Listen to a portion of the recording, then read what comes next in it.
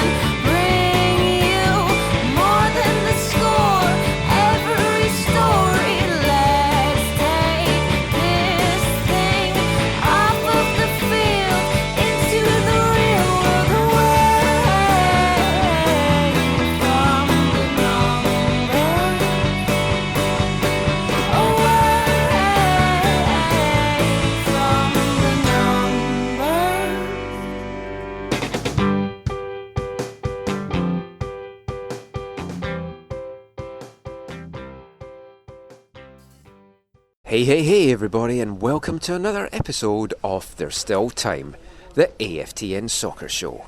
I am Michael McCall. And I am Zachary Adam Eisenhower. And we do not have Steve with us this week. We left him in Vancouver. We are on the ferry back from Victoria, back to the mainland, after taking in Pacific FC's home opener on Sunday. So no radio show for us this week, just a podcast. This is episode 338. We've got a lot in store for you in this. We're going to look back at this home opener for Pacific FC. We're going to bring you some audio from both head coaches, Stephen Hart and Michael Silberbauer. We're also going to hear from CPL Commissioner David Clanachan. Look at the league opener in Hamilton on Saturday. And that's going to be the good part of the show. Because as you know, if you're a regular listener, when we're doing the Whitecaps games in review, we kind of do the good, the bad and the ugly. It's kind of felt like that this week though, just in general in the footballing landscape. The good, Pacific FC and the CPL starting. The bad, Whitecaps throwing 2 points away and just getting a draw against an understrength Philadelphia Union side. And the ugly, the continuing Whitecaps abuse scandal. So we're going to kick things off talking CPL and Pacific FC. And a fantastic occasion in Langford this afternoon. West Hill Stadium's packed to the rafters to see Pacific FC 1-0 win over HFX Wanderers. It's just a fantastic day, Zach. Yeah, it was outstanding. I think, I haven't heard the official number, but I think there was at least 5,100 people. Someone was saying 57. Yeah, yeah, it was full. Yeah. And great to just see the progress that's been made at West Hills, and all the things done to make it a special day, from the ferry ride for those who were going over, but the on-site, the tailgating, the different food options, the different activities in and around the stadium for families and for supporters. It was a special day. It was a special occasion. It's been a long time coming. The league has finally begun. People's been waiting for this for a long time. And just in general, it's just been a fantastic opening weekend. Things kicked off on Saturday in Hamilton. Over 17,000 fans there to watch Forge FC and York 9 play out a 1-1 draw. 4 degrees temperature, wind, felt like minus, I believe, as well there. Some people, it was free tickets. Some people, I don't think, turned up for the game, but it was a great occasion. Well, just a bit of clarity on that. It wasn't free ticket. Like, they opened up the upper deck for some free tickets that people could enter, like a lottery or whatever, to win, or there was different ways you could get them. But the season ticket holders and there were people who bought for the first game as well. It wasn't all. I know people have been saying it's all free. Oh, I thought it was. If you're a season ticket holder, you get another game that they'll give you for free, like a Voyageurs Cup. They'll give you an extra ticket or something like that. But but still, it did not look warm in that stadium at all. And we know Massimo Cusano made the trip out there, and it was not it was a brisk afternoon. But I think the numbers were encouraging. Again, you saw a good atmosphere, I think, there. Visually and vocally, you saw there was displays from both Generation 9 and from the Barton Street Battalion. There was also a Voyageur section there, kind of just to support the launch of the league. It was, and I think the football, having watched the football, I was encouraged by the football. I think we didn't really know what to expect. I mean, we see the rosters and all that kind of stuff, but very little was seen, obviously, of the training camp, and so it was. To me, I thought the level was pretty good. How did you feel about it? I agree. I mean, I think from years of watching Whitecaps 2 in USL, it's at times when it's at its best, it's on a level with USL. There was times, I think, in both games where I did feel the action dipped a little bit, and it did feel a little bit just slightly lower than USL level. But I mean, it's certainly on a par with that. It's nowhere near the level of MLS, but I mean, that's only to be expected because salary, players, everything like that, no one can expect that right off the bat. But it was enjoyable. Yes. The Forge York game in particular, I mean, it was end to end in the opening minutes. Died a little bit again. Like today's game in Pacific, it was hell to leather for the opening minutes, then died a little bit towards half time, and then really picked up again in the second half. It's a lot to entertain the fans, and I think if people go along to these matches, I think they're going to enjoy not just the atmosphere off the pitch, but the action on it and just everything that goes with it. It's an exciting time. Even today, as the game maybe was, you could say, maybe lagging a little bit near the end, there were still some moments of individual play. A couple of flicks and tricks, kind of little. Yeah, because Pacific were down to 10. So I think they're just trying to kill it off a little bit as well. Did you see that little? I forget who it was. Did a little sort of a backheel pass to someone. It was Smith. Yeah, I think so. On the left side, he looked it was on really the left good side. Actually. Yeah, with Marcel De Jong being out, you wondered who's going to step up, but Smith looked really good. Yeah, and that was that little move, and then there was one little move like sort of right after, and the crowd kind of oohed and awed, kind of. But yeah, no, I think if this is the baseline of kind of where things are at, or where the league is starting, I think you have to be encouraged because again, from what we know, the salary structure is very limited. And I think this is a good baseline, and you hope the trajectory is only gonna progress over the years that the league exists. Now, Pacific FC, a lot of the team, we've known them for years. They've come through the Whitecaps residency. They've played in WFC2. We've watched them play. We've watched some of these guys grow up, and it kind of felt that on the pitch. It felt like there was already an established team chemistry. And that can surely only bode well for them, and especially at home. This is a league with a lot of travel. And in all leagues, it's important to win your home games, but it feels, especially in a league like this, where you've got cross-country travel, getting home games, 3 points on the board, especially early in the season, it's going to mean a lot. Yeah, I mean, they're top of the league. Pacific is top of the league, True. Right? And they play again on Wednesday, so they could extend their lead. They could be way at the top. I think in any sport, especially in football, you have to win at home, and then if you can get some results away from home, you're kind of laughing, and you'll probably be in the upper echelon of your league. So I think it was crucial. You always need to keep a clean sheet and be solid at the back. And even though they did give up some opportunities, they were able to hold the fort. It was a momentous occasion today, obviously. And after the game, got a chance with some of the other reporters there to catch up with Pacific FC head coach Michael Silberbauer, just about whether the day lived up to his expectations, what he thought of the performance, and a few other things as well. So let's hear now from the Pacific FC head coach.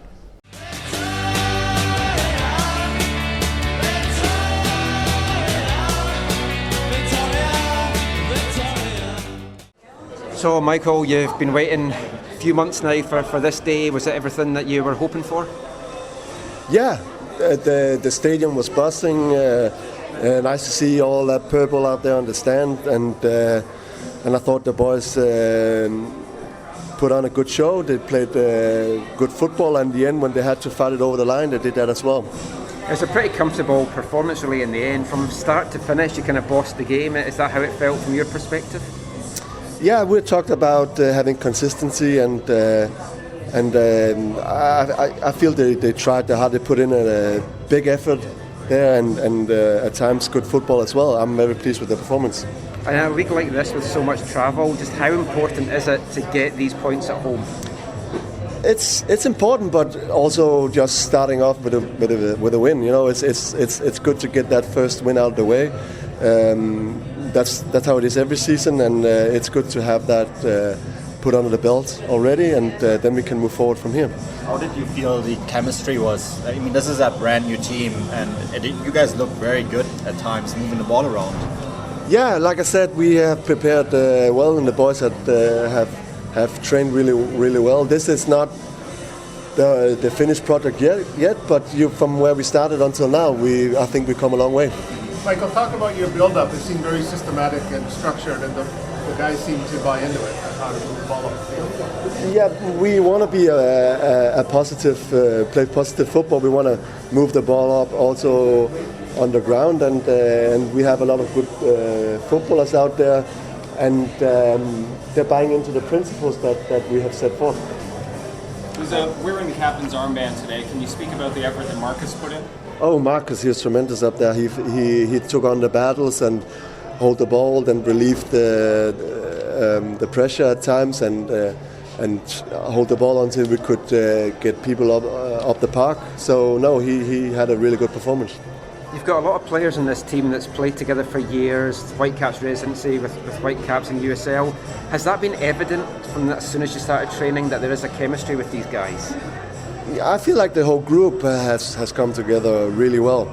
I don't know. I don't know if we play the same way they do in the residency, but I definitely feel we were trying to take on our own way to play football. How about your number 6, McNaughton, 2 yellow cards and then out of the game? Is that how you want him to continue playing? Well, I don't think the first was a yellow. Did you? Pardon me? I don't think the first was a yellow. I think there was a bit over the top from the referee, but second one was a clear, and then you're off. But up until that point, I think he had a good performance. What can you say about the last 19 minutes? The team held its structure. Yeah, they found each other. They fought. They found composure and held the lines and got the win over the line. They did really well. Number 7, Caden Chung, was one of your first signed players, and he did a few artful moves out there. So, do you have any comments on his play? Well, I think really this was a team performance. Caden was good. Noah was excellent. Baldy did great. Hendrik scored a goal. Did amazing in the back. Marcus fought on the top. He tried to abuse his body. And the wingers used up the energy, and the new ones that came on used the energy well. Jose came in and had a good performance, even though it was only 15 minutes. I thought there was a lot of good performances out there. We saw it yesterday, and we saw it as well today. I mean, maybe not in the case with Lucas, but that physical element in this league is clearly something where there is going to be that physical element. The referees are going to let the game keep going as much as possible. Do you think that works to your team's advantage?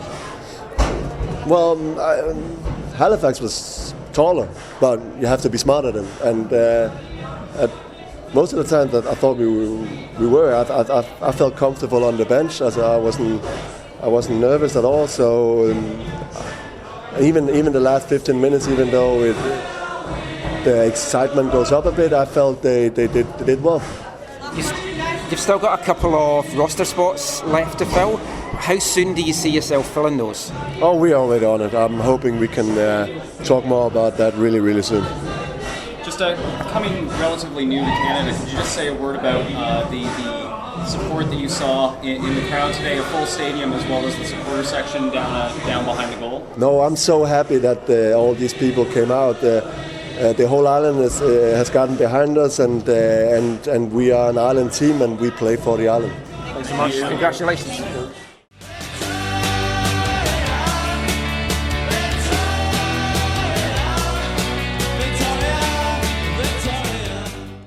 Michael Silberbauer there. Happy, maybe not totally enthused, but happy. And when you look at the starting lineup today for Pacific FC, so many players on this team that had come through the Whitecaps. Caden Chung. It's easier to mention the guys who didn't come through. It would be, but some of them I can't pronounce their name. You've got Caden Chung, Matthew Baldissimo, Marcus Haber, Ben Fisk, Tern Campbell, Noah Verhoeven. Victor Blasco didn't come through the Whitecap system, but played with WFC too, and in Mark Village as well. And on the bench you had Nolan Wirth, Jose Hernandez. Zach Verhoeven had spent time in the residency over the years, and I mean, you can't deny what that chemistry means to this team. But amongst all those Canadians, amongst all those Whitecaps players that could have scored that historic first goal, it fell to a German. Ausgezeichnet. Hendrik Starotsik, which I probably murdered that name. He just has Star on the back of his jacket or jersey. I'm quite glad about that. But it was a good header, and it was a nice opening goal. From a corner? I was wanting Ben Fisk or Victor Blasco to get it. I thought that would have been nice. Yeah, Fisky. It was a nice goal and a lovely ball whipped in as well from Noah Verhoeven. Yeah, good corner. Noah Verhoeven, did he hit both side corners? He was left-footed. I thought he was taking only one side. Yeah, and then I think They switched up later. Blasco took some Yes, later on. Good finish. Nice celebration. There was a little bit of I can't remember. I have some pictures of it. I don't know exactly what they're doing. They did a kind of a team celebration over by the side. Yeah, do you know what that was? I don't know what that was. We'll have to find out what that was. But it's just a lot of good signs. I know one of the knocks, as you listen to people around the country talk about Pacific, is the size of currently the size of their roster. Obviously, they're extremely hurt from the Marcel de Jong injury, which really cripples them, from my understanding, when it comes to the salary structure of the league. My understanding is they don't get relief from that, and so they're stuck a little bit there.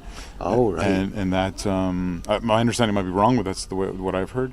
And so it has limited their roster. It has impacted their roster building, and so good to see the camaraderie. Good to see them working so well together, and getting the 3 points crucial. Yeah, and as Michael said there when I asked him about the roster, he hopes to add to it pretty soon. This thing's already in play, they just can't announce it yet. And one of the other things which wasn't announced, like U Sports draft pick, TSS Rovers player for the last couple of seasons, UBC Thunderbird, Zach Verhoeven, got signed by Pacific FC on Friday afternoon. It's going to get announced next week, but he was on the bench today, and he's just delighted. I got a chance to speak with him a little bit after the match, and he was just so happy, and I'm really pleased for Zach. Because a team with one Verhoeven is good, but a team with two Verhoevens, I just want someone to ask what it's like playing with his brother at some point, and just the awkwardness after that. It's going back to me asking DeSantis when he was here with Ellie about growing up in Montreal with Mark and Philip. I should have done that. I regret not doing that. The thing with the CPL, there's a lot of players signed that people don't know. Yep. And I mean, we know most of these Pacific FC players, but in the build up to this, Gary Griffiths, that covers Halifax for AFTN and from a Ways blog, he didn't know most of these guys, so to him it looks a young, inexperienced team. And I'm saying, but no, they've played together for years, they know each other, a lot of them inside and out. And when I look at like the York and the Forge lineups from yesterday, folk in the East are going to know these guys, and I'm like, who are these guys? And it's the same with Halifax. You're like, who are these guys? And it's all relative, really. I think both those rosters yesterday, I knew a number of the players, especially the ones that have connected to Sigma or come through and been connected to MLS. Or Kyle Becker, whose elbow connects with anyone. Oh man. So I didn't know all of them, but I knew a number of them, right? I felt more like I didn't really know the Halifax team super well, right? Aside from the Trinidad, the keeper, from the TNT keeper, right? Huge 80 some odd caps or whatever. But other than Stephen Hart, I don't really know their team super well. And you should have been reading AFTN more. Oh no, I know from that, but I mean know these people, right? Like the Pacific roster, like we know. No, we don't just know their names or seen them play once or twice. We know these people, right? We've been around them for years. As I said, we've watched a lot of them grow up. Literally, yeah. And so, the roster from Halifax. I've learned a little bit about them. Obviously, you hear a lot about Guti, Zachary Secunda. We know, of course, but Guti, which is like Juan Diego Gutierrez. He definitely has what it takes to be a star in this league. Oh, his name would have been in lights had he hit that the chance he had near the end. Was the scissor kick? Oh, yeah. Well, and of course, Halifax did hit the bar as well, and it's like they really started to pile the pressure on Pacific towards the end, and Pacific had gone down a man. I mean, the Halifax roster, one of the guys which Gary Griffiths has gone on a lot about was the goalkeeper, Jan Michael Williams. Who's a guy that could have played at a higher level but was having trouble getting visas and different things to play in various countries. And he's a big lad and he looks really good. Yeah, you can understand why he's their captain with his experience and with his level of play. I think he's going to do like he did in this game. I think he's going to keep them in a lot of games. I think he's going to win them some points throughout this season, and I think he has the potential to be like a difference maker for Halifax. And after the game, Stephen Hart in particular was raving quite a bit about Andre Bona that was brought on. Right. And it's like Bona played CIS, played at the Nationals in U Sports. Peter Schala as well, who's another German guy who was with Victoria Highlanders last year but has signed with Halifax. He's at Cape Breton. I mean, he's a good guy. And I mean, Halifax, they've got a lot of exciting players on this roster. And I think it's going to be a good few weeks and a good few games before some of these teams really find their feet. And it has been a little bit tough for Halifax, just bringing in such a wide variety of people. I mean, the Trinidad guys know each other. And you look at the York and Forge yesterday, and they had a bit more cohesion as well. So, I mean, I said this when the schedule came out. I wish there had been 3 games this weekend. Yeah. One on Friday, one on Saturday, one on Sunday. It just feels something was lacking to have 4 teams play, but 3 teams not. I think this is, when we talk schedule, I think it should be how it should be. You play everyone once, and then the second half of the season you play the exact same order. If you play them home, then you play away in the second half of the season. Obviously, this is one of those things that as a new league with limited access to some of these venues, or some of these venues being new and all that kind of stuff, and I think they're gonna wrestle with this. This is gonna be a bit of a struggle, kind of like the whole way through. They're gonna have to figure this out. I mean, even the fact that it's a shortened opening season and a longer closing season there's issues with that, right? But yeah, the schedule is. I agree with you. The schedule is not ideal for the start, because I mean, look at, like you said, Pacific plays on Wednesday. They play Valor on Wednesday. If they win, they're 6 points clear. They play 2 games. Like 3 teams will have not played at all, right? Or sorry, two teams will have not played at all. So it's a little bit awkward. But again, long term, I hope they're striving towards a bit of a more balanced scheduling structure. Well, talking about Halifax there, let's hear now from a very experienced manager of theirs, Stephen Hart. He talked a little bit about the game, the performance, and I had to ask him as well, what was it like, that long trip from Halifax to Victoria? I knew he wouldn't want to use it as an excuse, and he didn't. But here's what he had to say. You're my wanderer, little wanderer, off across the sea. So Stephen, obviously not the kind of result you wanted, but how did you find the occasion overall? Well, both not the result and not the performance.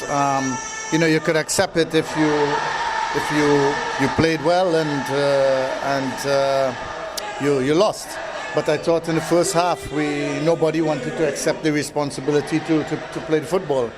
Yeah, we did much better in the second half, and of course when they got someone sent off, we sort of started to take over the game, and unfortunately we couldn't get the goal to probably come away with a point.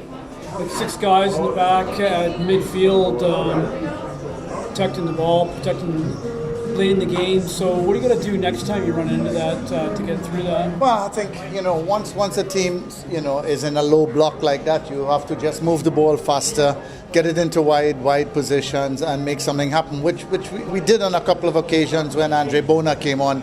He got into some good delivery positions, and we almost got a goal out of it. Actually, a couple of goals out of it. Again, obviously not the result you wanted today, but on a personal level, having done everything you've done in Canadian soccer in the past, how special was it for you personally to be part of this opening weekend of this league? Yeah, I think I'm grateful to be to play a small part any time in helping Canada's soccer, and this is just fantastic for the young players and the league. So yeah, of course I was excited for that. Now, I know you won't use this as an excuse, but a lot has been made of the distance between Halifax and Victoria. How did you find the trip here? No, it's not an excuse. You have to. That's what the league is. That's what life in Canada is. When you're playing in the league, you have to deal with it. We try to make the players as comfortable as possible, and obviously it's going to have some sort of effect. But hey, it's going to be this, that's what it is, and I'm not going to use that as an excuse. Seeing the atmosphere created here today in a stadium that is similar in a lot of ways to Wanderers grounds, has that increased your own excitement about your own home opener to some extent? No, I thought it was fantastic. Nice crowd, nice venue. It's great. And then when you go home, hopefully it will be as boisterous and good support. So yeah, I mean, right now I'm more concerned with how the practices will be going leading up to that game. And what do you feel you have to work on now heading into the next game? Well, you try to be as detailed as possible and help the players out. But at the end of the day, we have to accept responsibility. You have to play the game, eh? And in the first half, there was a lot of nerves, a lot of panic. It's understandable, but they've got to get over that, because in the whole scheme of things, we have a way that we want to play, and we have to at least try to put that on the field. And if it's not good enough on the day, I could accept that. So, your second half, you said you felt better about the second half? Yeah. Can you explain again why you felt better in the second half? I thought we moved the ball. I thought we moved the ball better. A couple of changes. Players came on and sort of speed up the way we were playing. I felt a little bit better. We had some penetration on the wing, and that's what we needed. Did you notice the small but rowdy away supporter section you had? A few folks made the trip all the way from out east? We sent the players over to say thank you, and it was nice. It was nice. The Haligonians are all over the place. Sure are. Thank you, Stephen. Thank you so much. Good luck for the rest of the season. You're my wanderer, little wanderer, off across the sea. You're my wanderer, little wanderer, won't you wander back to me, back to me.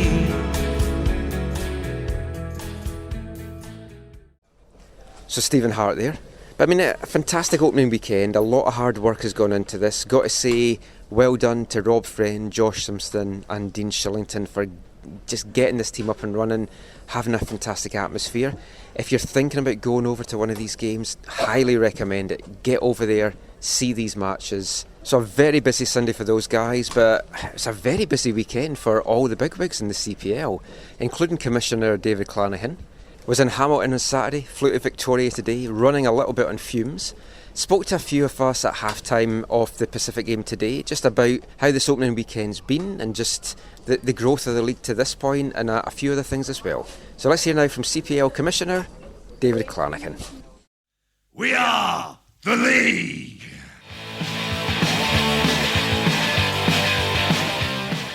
So you've waited a long time for this weekend. It's come, it's almost gone, but how's it been for you personally? Fantastic. Yesterday at Tim Hortons Field in Hamilton, the Forge FC and York 9 FC put on a good show. To see it on national television, produced by Media Pro, was fantastic. I mean, I thought the broadcast was excellent. I had it on while I was at the pitch, and I was really impressed with it. I mean, I think somebody told me they used 16 different cameras, which is unbelievable. I mean, that's way more than you'll see in North America anywhere else. So I was really pleased with that. I loved the tempo of the game, loved the way it was played. I think I had a few people quote to me afterwards that they felt really good about the way the game was played and the fact that it was hard, but it was fair. Well, a couple of little things, but exactly the way Canadians would expect it to be played. I think the refereeing was very good. I think the pace of play was good. It was exactly what you would want. It was a good flow to the game, lots of chances. I mean, it could have went either way. I mean, there's no doubt in Forge they controlled a lot of the play in the second half, but it could have gone either way. I mean, in the first 10 minutes, it could have been 2-0 York 9. So it was very interesting to see it, and the crowd was fantastic. I think our announced crowd was 17,611, and I mean, look at today; it's packed house today, and this is only going to get bigger and better. As I was talking to Mayor Stu, he says once we finish off the things we need to do, there's more to come. You can see people are really into it, and it's nice to see. And lots of families and So yeah, probably a long answer to a short question, but no, I'm feeling really good about it. I mean, I think I'm seeing everything online. All of the media has been very positive about it, and a lot of well wishing, right? And so I think at the end of the day, everybody's been waiting for this, and they're rooting for us. We're the home team, right? So about the refereeing, I've noticed today too, they're really letting it go. Yep. Is that a league policy? Is that something that you talk to referees about, to just let the game flow? So we look. I know, and I've already saw some stuff on the social media about comments that I made yesterday, and I stand by them. The bottom line is, we want a good flow to the game. We sat down and talked with Canada Soccer and their referees, their head of referees. Their referees were down in the Dominican with us, and so we had them talk to each one of all the clubs with all their players, one at a time. They got the same message. We've talked to the players. We want we want a good standard of play. We don't want this diving and rolling around and all that stuff. And I think at one point yesterday, the stretcher got brought out about 10 seconds after a guy went down. He realized, I'm not going off that field on a stretcher. He got up and he was fine, right? So didn't need a magic sponge that day. So I think it's good. I think the referees are letting the game play. I mean, obviously they're not going to put up with anything that's offside, so to speak, right? So, and that's the way it should be. Players have been good about it, and so I think it's been very entertaining, the two matches that I've seen so far. In that season opener yesterday between Hamilton and York 9, I think we could expect there's going to be a strong turnout based on population, Southern Ontario. What do you make of what you're seeing out here on the island today in a smaller city? I think it's fantastic. I mean, I was driving in from the airport, and I was maybe a couple of kilometers out. I was watching people walking in with their Pacific FC jerseys on. It was fantastic, right? And there's a great atmosphere here. I mean, out here you get a lot more sunshine in April than they do in Ontario. Trust me, we were a little worried yesterday, but you know what? At the end of the day, you look at everybody's just having a great time. The atmosphere and the vibe in the stadium is very good. So I'm really liking what I'm seeing. It's good. And there's good. Obviously, it's what happens on the pitch that counts the most. But as I said to somebody yesterday, I mean, we've done all we can. Now it's up to the players. No pressure, but it's up to them. You mentioned the pressure being on the players now, and I think one of the sentiments that really was out there after yesterday's game, and probably after what we've seen today as well, is that a lot of people are pleasantly surprised by the quality, because there was a lot of uncertainty about what things would look like. Would you count yourself pleasantly surprised, or is this no surprise to you? No, I saw the teams playing in the Dominican, not only against kind of a group of all-stars from the Caribbean, if you want to call it, that was put together, and also against themselves. And you could see the level of professionalism. The quote I'll remember the most is we had about 15 people from Media Pro down there creating content, because we were actually outside on grass, playing, and so the Media Pro guys were all over it, and they were, trying to put stuff in the can so that they can use it throughout the year. And they came to me and they said, David, we're really impressed by the professionalism of the players, but also their desire and their and just the fact that they you can see that they're hungry and they want to do well. And so they were. That's what you want to hear about players, right? There's no prima donnas. I'm sure there probably is. I just don't see them yet at this point in time. But there's no doubt that the players really, this is their shot, right? Mm-hmm. And some of them are coming home from being abroad, playing, and they've honed their trade there and they want to come home. So there's that. There's some younger players that are getting a shot that maybe didn't before, and then you've got some foreigners that want to be here, and it's interesting, the young foreigners that want to be here, who eventually they want to put roots down here. They want to become Canadians too, right? And so there's great talent in the league, and it's you got to remember they've had 8 weeks of training camp, but they're it'll be another few games before they really start to gel and understand each other the way they really would if they were playing. But what do you think this is going to do for the Canadian game overall? what's happening? So one of our biggest, if you want to call it pillar or tenets of what we said we would do, this was about developing the game, right? Not just for players. It was about developing, helping with refereeing and officiating, also administration. So it's kind of building the economy around soccer, like an industry that we didn't have, right? And the key thing was to have that clear pathway. We didn't have that in the past, right? And so now that it's there, I think it's gonna take the game to a level. It'll increase the level of the game exponentially. The key thing is, just keep driving it forward, right? Because it's going to provide opportunity, and at all levels. And we're ready for it. We were probably not ready for it 10 years ago or 20 years ago, but right now we're ready for it. You look at the success of the women's game. You look at the amount of women and young girls playing the game in the country today, along with men and boys. The fact that it's the fastest growing game, participant game in the country.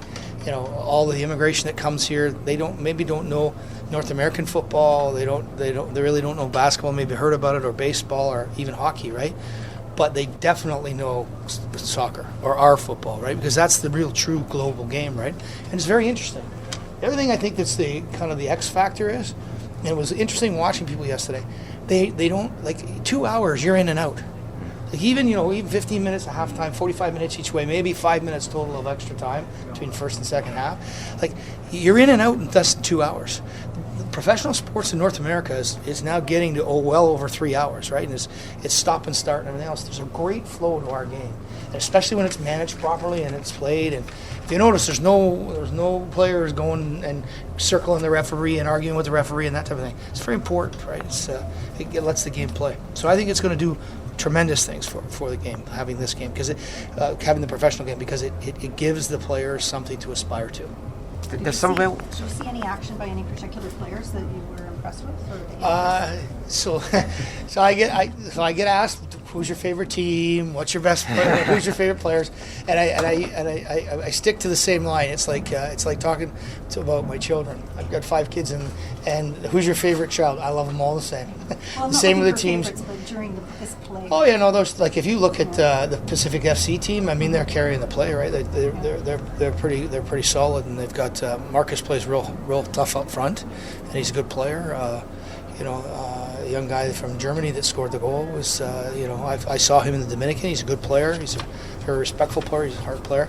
I mean, Ben Fisk, I swear to you, he plays all day long with a smile on his face. Yeah. I mean, I think he's a great young guy. And then on the other side, from Halifax's perspective, I mean, they've got some great players. They got some really good guys that are good defenders at the back. Gutierrez, who plays for them in the middle of the park, he's a great player. They have a young guy that was hurt down in the Dominican. He's a Japanese kid that was fantastic. I won't get his name right, so I'm not going to say it. So, but they're very good together, and so there's teams are rounding out for sure. Have you got the impression, like, there's some big names in the league, but have you got the impression that there's some players just waiting to see how this first year goes and then maybe make the decision to come back? Yeah, so we're starting to hear that a little bit. It's coming out on social media that people are, that there are players that are playing overseas and they weren't quite sure because we were not late start, but we held our cards close to the chest on how we were doing this, right? And so now that they're seeing the teams fill out, and they're going to get a chance to see games because One Soccer through Media Pro is now being. They're going to allow people to have subscriptions worldwide now, not just in North America. So they announced that the other day, which is fantastic, and it's very affordable. Obviously, it's $74.99 a year, and they're going to fill it up with content. It's not just about matches. That's only half the game. So there's that piece. So I think that players, yes, they're gonna say, you know what, now's the time. I think I'm ready to go back, and why not? Like I am always amazed at how many people from the country and those who want to be from the country love this country. I mean, look at what you're dealing with here, right? Like, this is amazing to see games like this. And yesterday was the same. Hamilton's a tough town, right? It's the Steel City of Canada, right? But it was phenomenal to see all the fans and the supporters there. So yeah, it's a great game. The One Soccer deal, obviously, to hardcore fans, people like us, we love Canadian soccer. Is it priced though at a level that's going to get your average general soccer fan to buy it? Yeah, well, here's the way I look at it. If you're a season ticket holder or a club member, I mean, it's $49.99 a year for 12 months. The first month is free, that type of thing. So you actually get 13 months out of it, right? The reality is, I mean, that's dead simple. And you get 130 games just from the CPL. I mean, and they're going to add to that. The Canadian Championships will be in there. So you're going to see other teams from other leagues as well. And they're just going to continue to add to that as they go. Plus, these are the people that produce more content and football games in the world than anyone else, you know. And so if you've been on Netflix and watched or Amazon Prime and watched Manchester City All or Nothing, that was Media Pro that did that. That 8-part series is phenomenal. That's the level of detail that they got. There were some great camera shots yesterday. There was one save made by the York 9 keeper on Tristan Borges, and you thought maybe Tristan actually mishit the ball, and that he had missed the net. The reality is that boy put that ball exactly where it was supposed to go. It was going in the net, and the keeper made an unbelievable save, literally off the tip of his boot. Right. Media Pro has a camera coming through the top left-hand side of the goal here, and picks it up, and in slow motion you can see the whole thing happening. Things like that. And then they had shots where both coaches are in the same frame, one in the forefront and one in the back, and they both got different expressions on their face. You can see them coaching. I'm thinking, that's just good quality media, right? And that's what that interests a lot of people. You know, I want to understand a little bit more about the game. So the people that don't follow it, they want to get a crash course in how do I fall in love with this game, right? So saw a lot of that yesterday. The drums and the bagpipes is that sort of going to be standard for these home games? Listen. These are so again, one of the wonderful things that happened to us was we had all of these supporter clubs that already existed. And so these guys have been here. We saw the same thing here. The supporters club from Generation 9 from York FC were there yesterday, and then the Barton Street Battalion were there for Forge FC. And I mean, they like literally, it was like being in Europe. They sang the entire game, back and forth. So this is going to be at every game. I envision that it's going to get bigger and bigger though in every club, because people will join in. Like it's a social experience, right? You're all in. Like there's just no way. Like if you've seen the game played in Europe, you've been in a stadium. I was in Belgrade and saw Red Star beat Liverpool in the Champions League 2-0, and 55,000 people in the stands. 500 of them were Liverpool fans, and the other 54,500 were Belgrade fans. They never sat down. They never stopped singing, and they were jumping for almost the entire 90 minutes. It was. I was standing next to the president of Stoke City, and he looked at me and said, "Dave, this is unbelievable. Like you just that's the kind of atmosphere that this game can create." So it was really good. Anyways, and I think we'll see a lot of that. You see it here too.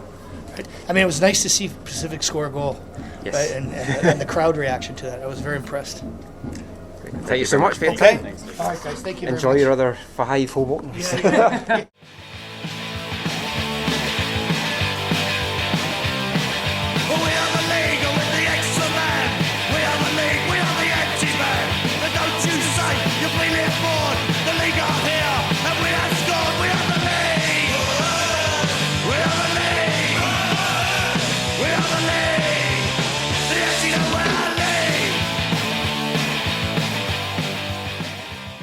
So that was David Clanachan there, and that wraps up our CPL coverage for this episode.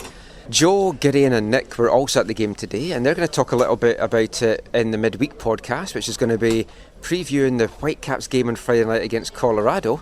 But we'll be back after the break talking about the most recent Whitecaps game, the 1-0 draw with Philadelphia Union. Hi, I'm Marcel de Jong, and you're listening to the AFTN Soccer Show.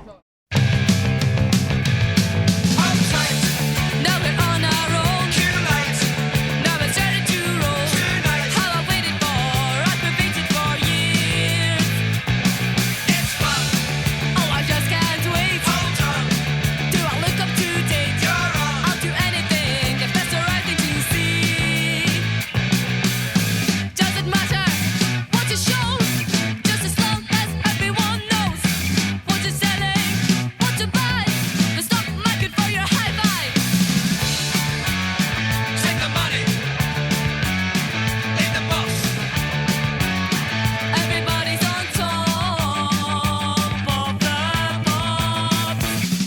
Welcome back. That was the Rosillos there, our Artists of the Month for April. Last song by them, Top of the Pops, from their 1979 album Can't Stand the Rosillos. What will be our Artists of the Month next month? It's a surprise, but you'll love it. Or at least I will, and that's the main thing. So in this part, we're going to have a little discussion about the Whitecaps' loss to Philadelphia. It was a draw, Michael. Yeah, but it felt like a loss. So I think everything with the Whitecaps right now feels like a loss. Yeah, not a lot of good stuff going on with that, but yeah, it was a draw. It was 1-1. We're still in the ferry. We'll keep the recap of this one short because I don't know that there's much to say that we haven't said for the last 7 or 8 weeks, because it starts to feel now that we're repeating ourselves a little bit. Well, so I think some people feel that the performance was similar to the LA one, and there was some good things in it, but you have to win at home. Yeah, I mean that's the big thing. And I saw a lot of people saying they were disappointed by the result. Basically, we threw away another 2 points, but they couldn't fault the performance. Now, I see why some folk are feeling that, but ultimately, this was a Whitecaps team at home, playing a team that had travelled a long way to get here. They were missing some key players, Andre Blake, Corey Burke, Marco Fabian, and they only came away, the Whitecaps, with a draw in the end, despite sharing possession, having the better numbers and stuff like shots and other key areas. And for me, I don't feel you can say that was a good performance. It was a better performance than some of the things we saw, but if you're playing a team that's gone through all that and you're just getting a draw, for me, that was not a good performance. And that's a fair perspective. I think I think for some people, they're just trying to find some good in the games and in the club right now, and so I think some of them are seeing some light in the way that the team is playing. But I agree with you. It's not good enough. Now, after the game, Mark DeSantos said to him, it didn't feel like they've gained a point. It felt like they'd lost 2, and he almost feels that it's almost like a defeat because he feels they threw the game away. Is that how you left the game, feeling like that? Oh, definitely. Yeah, I think it's some good, refreshing perspective from MDS that was definitely 2 points dropped. Quick recap of the game. Caps took the lead 4 minutes before half-time after having a few good chances from Jordi Reyna. It was a lovely header from Daniil Henry. Great corner in from Ali Adnan. Daniil rose and challenged, powerful header, just showing the threat he's become this year. Yeah, good corner, good header. Poor, from a Philadelphia perspective, very poor marking. And how many times do we say in the modern game, what are you doing with no one on the post? Like if there's a player on the post, there's a high probability that is cleared off the line. Yeah, from a Philadelphia perspective, you're really annoyed with the way that played out. But I mean, the Caps could have been a couple up before that. Reyna looking kind of, I don't want to say back to his best, but he's looking livelier, he's looking better. Forced a good save from Freeze, who's a 20-year-old academy product, we've got to say as well, who's playing in goal instead of Andre Blake. Had a great game. He had a goal correctly ruled out for offside in the second half, and that's one of the positives for me to take from the game. It was great to see him back, getting some good form. We hoped his goal against Chicago might be something that would unlock him, and it kind of looks, maybe it has. He's now had a couple of good performances in a row. Still can't say for certain that he's turned the corner, but he does feel like he's a different player from the start of the season, and you have to wonder how much of that is due to him playing up top and not out wide. Oh yeah, I think it's given him a lot of joy to be able to play through the middle and up top with a lot more freedom, I think, as opposed to being in midfield or out wide. And I think there's a lot from that. I think perhaps my favorite contribution to the game, which ultimately didn't count, was his celebration of his goal or his non-goal. But no, yeah, he looks like he's a bit of a new lease on life right now. Yeah, that was a nice moment of zen from Venuto and Reyna when they thought they had scored, and it was correctly offside. I mean, you see it back, he was definitely a step off. But what do you do with Reyna now? Do you keep him ahead of Montero as the guy that's a striker? I kind of feel we have to. Or do we switch to a 2 up top? Because it does feel like with Kamiri coming back into training, that as soon as he's good to go, I think we switch to a 3 centre-back formation. So whether that's 3-5-2 or 5-3-2, it would maybe give us the option of having 2 up front and having Reina and Montero. But the way that they're playing right now, you have to keep Reina in. I just don't see how you put Montero back in there right now. Oh, there's been a couple of matches this year where it's been surprising that people haven't commented about how much salary is on the bench. That's true, because that was a big thing in the Robo era. Yeah. You have to be getting more from the Colombian and the Uruguayan strikers. They more has to come from them. You can't be allocating that much of your cap budget to those players and them not contribute. So something does need to happen, and part of that might be just playing things out and trying to get them going. I think a lot of people would be excited to see 2. I mean, it feels like every time they put 2 up front, especially every time the Whitecaps put 2 up front, whether it's from the start of especially from the start of the game, but even late in the game, people get excited. So yeah, you could see that maybe with the 3-5-2. I think that would make a lot of sense because your defensive shape is you have wing backs, and so that alters that a little bit. But you can keep your 3 in the center of midfield. And you get the width from Ali Adnan for sure on the left. The right might be a little bit more of a question mark as to who plays there and how offensive they are. But I think that would be a really interesting thing to see what it would look like with Kamiri in a 3-5-2 with 2 proper strikers up top. And even if one of them is Reina, who's there mostly because his pace.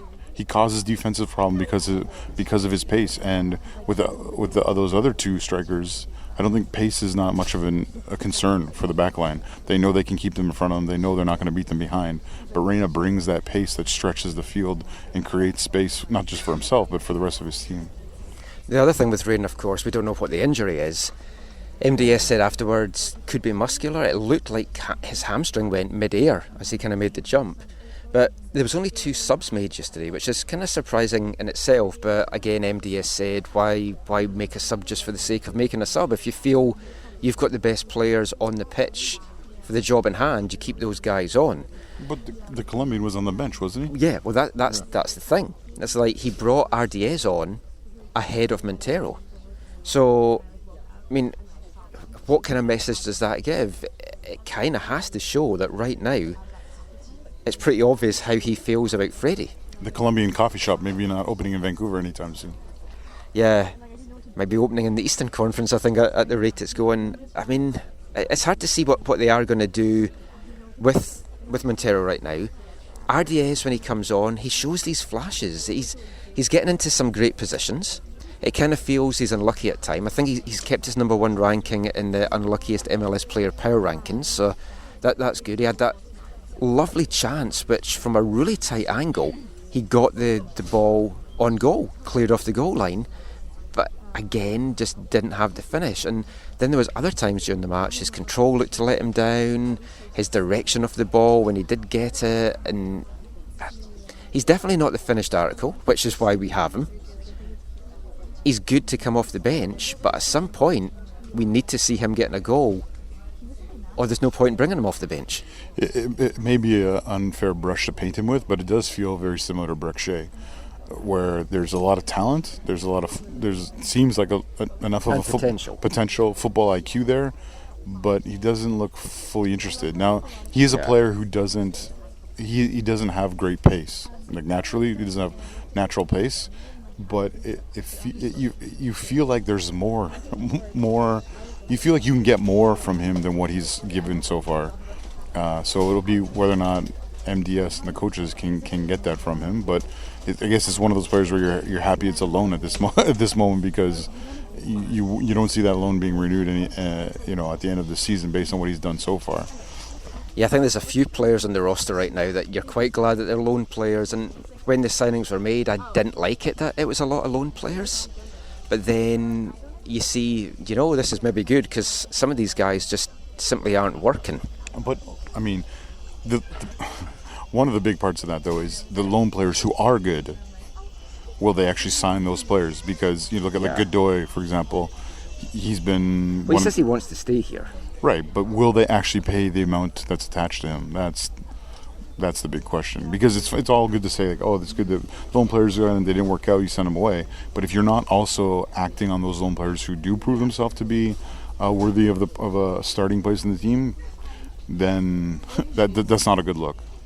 Well, talking about lone players, Philadelphia's goal came off a poke away from the foot of Ali Adnan. It was lovely control and finish by Casper the Unfriendly Ghost Pribilko. But did Adnan hold on to the ball too long? It is something that he kind of feels a little bit guilty of. He has these lapses in the games where he just switches off for a split second, which as a defender you just simply can't do. And then the other question about the Philadelphia goal is, should Crépeau have got down better? Talking to TSN Radio after the match, Max felt he should have got down more, but goalkeepers are always going to blame themselves for goals. I think it would be harsh to put the blame on Crépeau for that. And Daniel did the best he could trying to track down a really fast guy. I just feel Adnan, he held on the ball too long. He looked up to see what pass was on, and by the time he did that, it was poked away from him. To what you were saying, yeah, I think the thing with Ali Adnan is because he makes such significant contributions, has so much skill, and seems to care so much, I think even though people will rightly fault him for the goal or give him significant credit for the breakdown that led to the goal, I think his efforts buy him a lot of grace with people, right? Because he works so hard and because he is so talented. But yeah, it was he did not look good on it. Daniel, who obviously I think otherwise had a really great game at the back and going forward and being feisty, didn't look good on it. And yeah, Maxime, it's one of those you'd want back. All things considered, and I know it feels disappointing because you've given up a lead and you've given it up at home against a team which we've explained had a lot of things that made them very beatable, but the way that the game actually played out, I feel a draw was a fair result, really. Yeah, I think. And I think that's what's disappointing about it. Yeah, that's very, very, very true. I mean, I also feel like Philadelphia could have gone and won the match. This is how it felt a little bit in the stadium, but it's 2 points dropped absolutely for Vancouver, but in one sense it's also fair based on what happened on the pitch. Yeah, but when they got the goal, I had this horrible feeling that Philly were then just going to go on and win it. There was another solid defensive outing. I felt clearly our strength this season is the defence. Godoy and Henry good together again. Henry's continuing to impress me, although I'm a little concerned about he's showing his frustration on the pitch, and you saw that towards the end. There was a little altercation in the Philadelphia box, and that's a worry for me, because I do feel at some point that frustration is going to boil over into him getting a red card. Oh yeah, I mean they looked at that, right? I think they went back and looked at. I think that's what they were looking at. Yeah, I think there were multiple elements to all that. Yeah, but we saw it was in the supporter end there, and so you thought things might kick off. I think he was on edge a bit, but I think he didn't cross the line, which is why you saw nothing given retroactively. I like that. I do too, but with these refs, right, and with Disco reviewing stuff and everything as well, it can be a concern. But if Disco reviews that and gives something, that's a problematic for the league, because it makes VAR look useless. I think VAR did his job, and I don't know. Other than the Whitecaps giving up a chance as Daniel was up the other end of the pitch, other than that, I thought it was good to see some grit and some passion from Daniel, which he usually brings. Now, apart from the one missed clearance, I thought Jake Nowinski had a good game in there as well. MDS went with the team that beat LAFC, and that's 4 points they've got now from 2 home games. Does he need to stick with this team now for at least one more game to just try and make some kind of run happen? Well, he went back to the team, right? This is the team that started against LA. Yeah. So I think you could see this group play together at home again, maybe in 2 weeks or less than 2 weeks against Portland.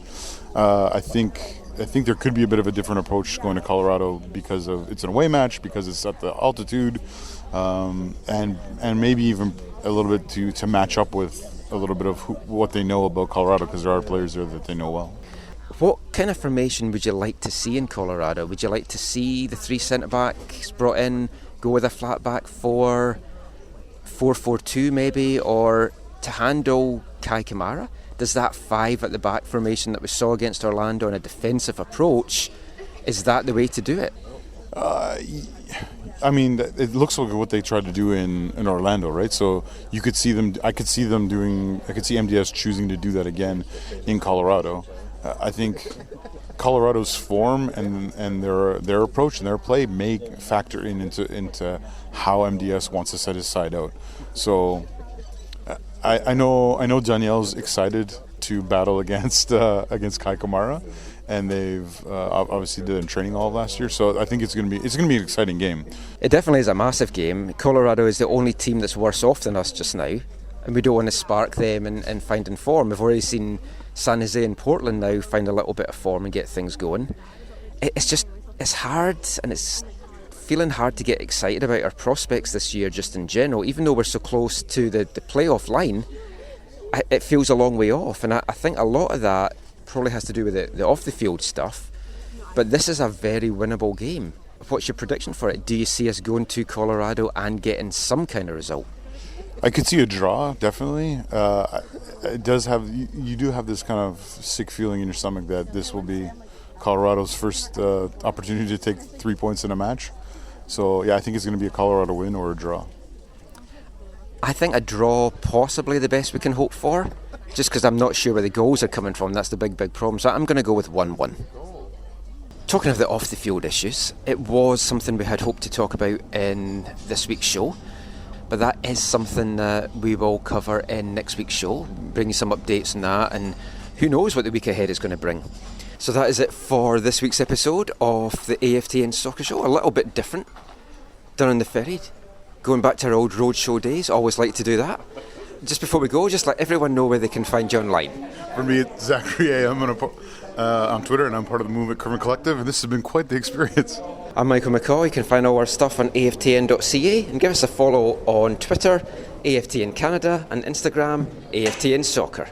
But until next time, thanks for listening, take care, and mon the Caps.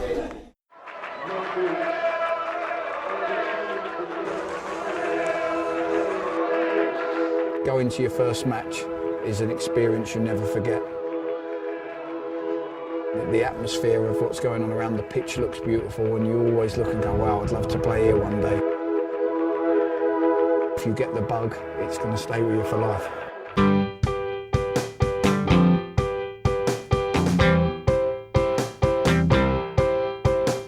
10 minutes left, yeah, but there's still some time.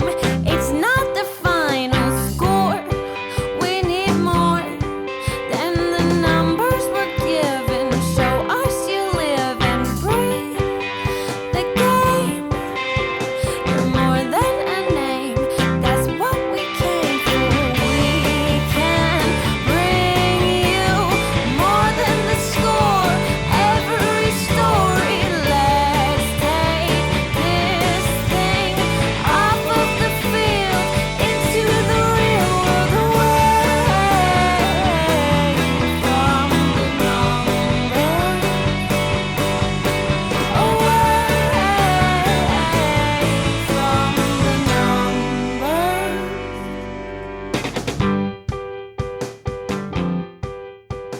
AFTN